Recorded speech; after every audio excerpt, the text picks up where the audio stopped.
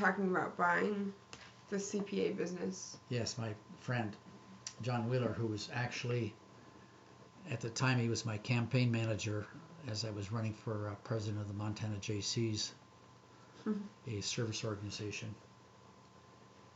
And so once I agreed to go to work with him,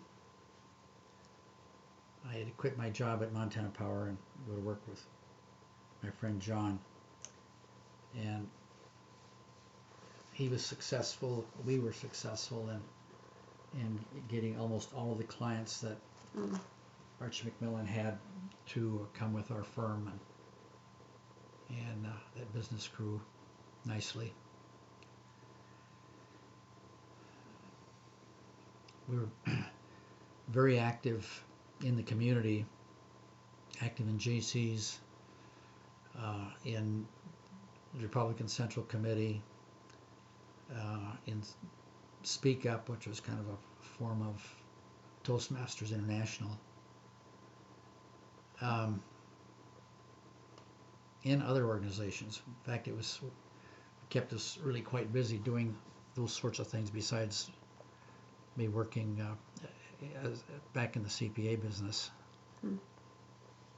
accounting and tax returns and auditing. And we continued that, our life in Glasgow until 1969, when Claire and I decided to move to Billings to start a new life there. Although things were going fine in Glasgow, we decided there had to be a better place to live, and we had discovered Billings on what we called a mid-tax season break around the 1st of March of 1968, and said, why are we living in Glasgow? Let's move to this place that's a lot nicer in the winter. And I told Claire, I says, I'll find a job. So I quit my job up there. My friend wasn't too happy with me for doing that, but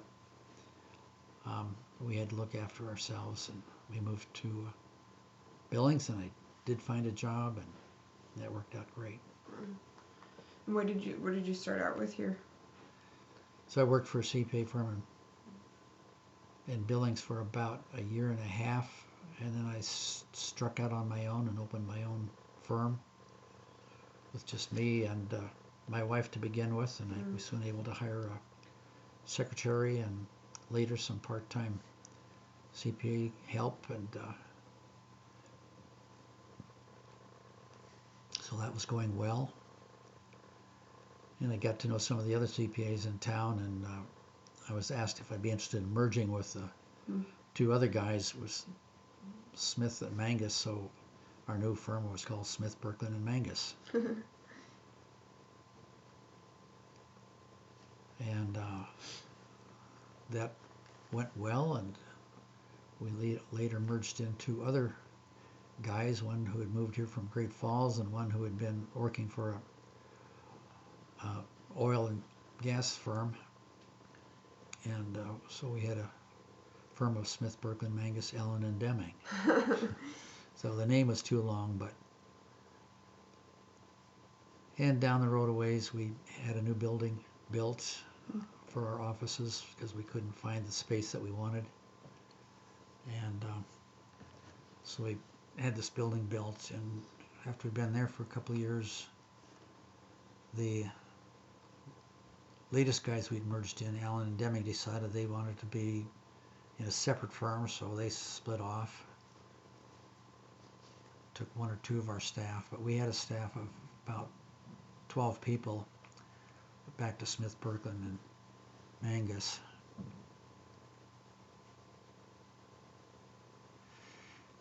And further down the road,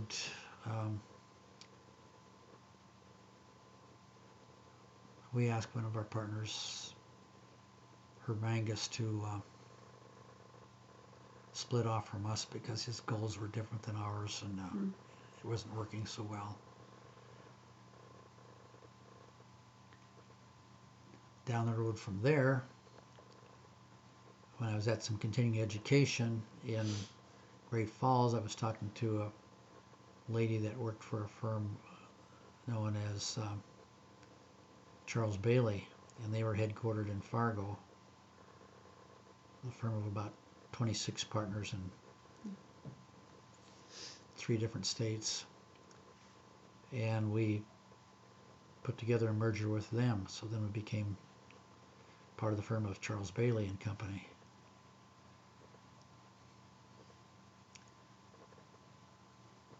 That firm, our firm of Charles Bailey and Company, then managed to put together a merger with a firm and another regional sized firm in Fargo called Ide Helmke, and the new firm's name then was Ide Bailey LLP.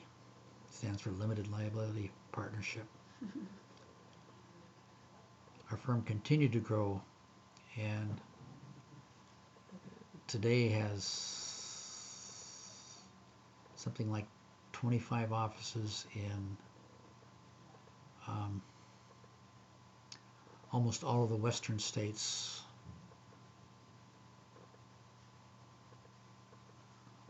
Something like 240 partners and 1,400 people. Of course, I retired from that firm on April 30th of 2003. Okay.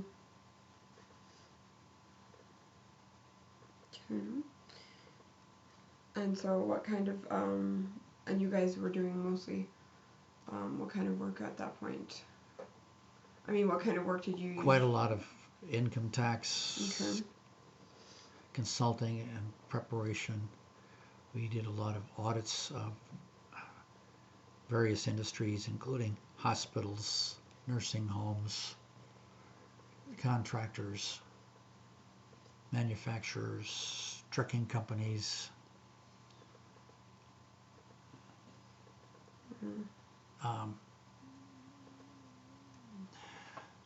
And the business kept expanding and growing, and it was a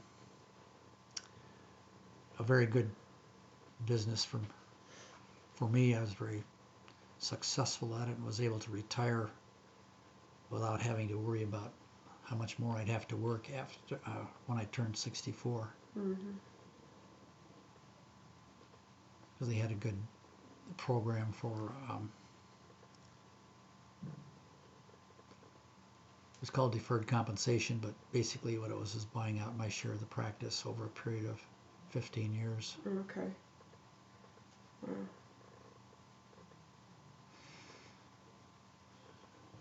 Yeah, and so you really, I mean, you enjoyed this work after, while you were doing it and stuff.